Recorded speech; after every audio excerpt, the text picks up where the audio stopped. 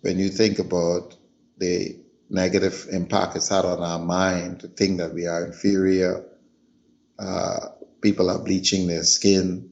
All of these were part of the distraction.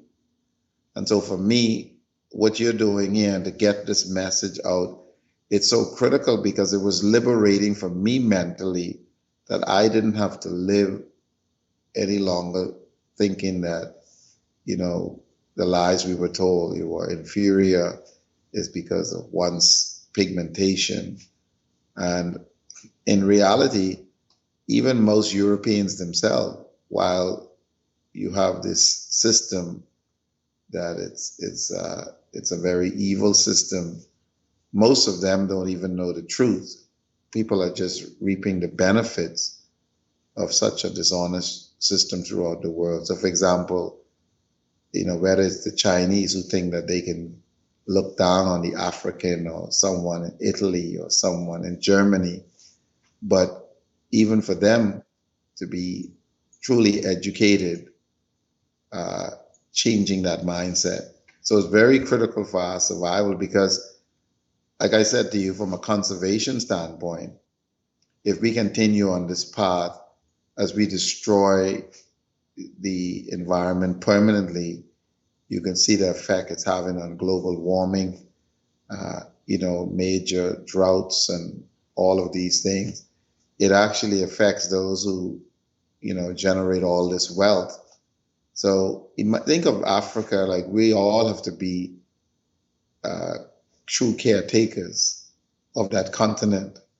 And so the very model that's being followed, the more people of African, whether you're in the diaspora here or other parts of, anywhere in the world, that whole attitude have to shift the mindset so that the African understands what is the real reason why they are enslaved, the real reason why, lynching takes place in the United States or throughout the continent of Africa. And wherever we are on the planet, you always put at a disadvantage. Even if I'm generating a lot of wealth, I mean, I can have hundreds of millions of dollars, and I can drive in the state of Kentucky, and I can lose my life just being stereotyped for being black. The police officer comes up, and so in his mind, he's going to be thinking a certain way about me. And he doesn't even realize that he has been miseducated as much as we have been miseducated. And so it's very critical to get this information out there because I always, from a geographical standpoint, geography has always been my passion. And people can send you down false trails. But when you see it from a geographical point of view, where these resources are, it's like somebody turning on a light switch. And that's what happens to me. So whenever I hear of some conflict, in certain parts of Africa, you can always go to, is it France? Is it Germany? Is it the United States? Is it Russia? Who's in the background fueling these things with the weapons? And what is the underlying agenda with some resource?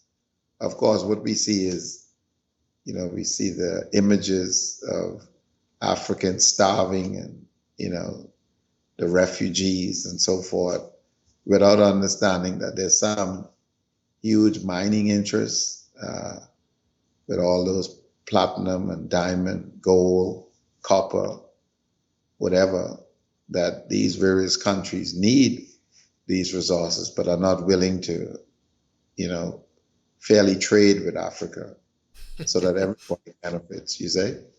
You see, that is a tragedy of it, no? In that sometimes we ask justice from the Western system. They are not Yes. ready to deal with Africa with justice. They are ready to deal with Africa and perhaps with the rest of the world, except those who are strong enough to be able to hold their ground. Because they know they cannot swallow those people, then they are going to negotiate. But in terms of dealing with Africa, there is no negotiation. They prepare their document somewhere in the Vatican, somewhere in Paris or London or Washington, and this document gets to Africa. What the African people need to do, of course, by African people, I'm talking of the representative Yes. of the slave company, which in this case are the politicians, is just to append their signature. They don't negotiate because power negotiate with another power. If on the other end they have been destroyed, the power really are not there, who is Washington going to negotiate with in Africa? If Washington is negotiating with another power that they have installed, it's like they are negotiating with themselves because that power is still you. You are still the one talking, just like you are talking through the mouth of another person. It's still you. So that brings me to the model. The model. We can't even think of it that up until 12th century, 13th century, that there were systems in Africa that people were organizing themselves, that were metropolis. Mansa Musa wasn't a slave of the European. He was governing the people bigger than the whole of Western Europe. Yes. What happened? Well, you have to look at it, you think of humanity, and I remember as I stood up with what we're facing right here in the Bahamas. I mean, just like the continent of Africa, but on a much smaller scale. The Bahamas is an extremely wealthy country, but I grew up being miseducated that we have sun, sand, and sea, and did not understand the exporting of mineral resources all over the world, be it aragonite, sand, limestone, which are all forms of calcium carbonate. And besides air and water, it's the most used resource on planet Earth. But let me give you an example.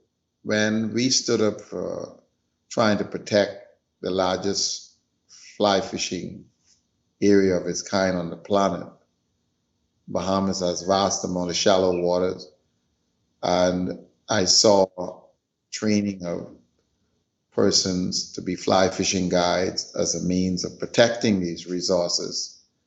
I thought it was a positive thing, so I went forward excited, and then it was met with just incredible resistance, lots of opposition from the United States, different persons who are in the fly fishing industry, companies, associations, all the way in Canada and Europe. Again, they were fighting. So it was very clear to me that you're dealing with such mindset about how you interact with others when it comes to resources. So I had the head of the U.S. Embassy visit me in Andros. He said, "Well, Prescott, we get thousands of letters complaining about you." So I showed him. I said, "Well, a female astronaut shared with me that we had the largest mangrove nursery system in the entire Western world. And of course, when I worked in the Defense Force, I saw poachers coming to get fish from Dominican Republic, from Honduras, from Cuba, the United States. So I realized that these resources was important, not just to us in the Bahamas, but so many countries throughout the world. They come all the way from China and Japan, fishing in these waters for tuna, and the list goes on. But here is the thing that made it crystal clear for me when it comes to the way you look at dealing with other humans being and such mindsets.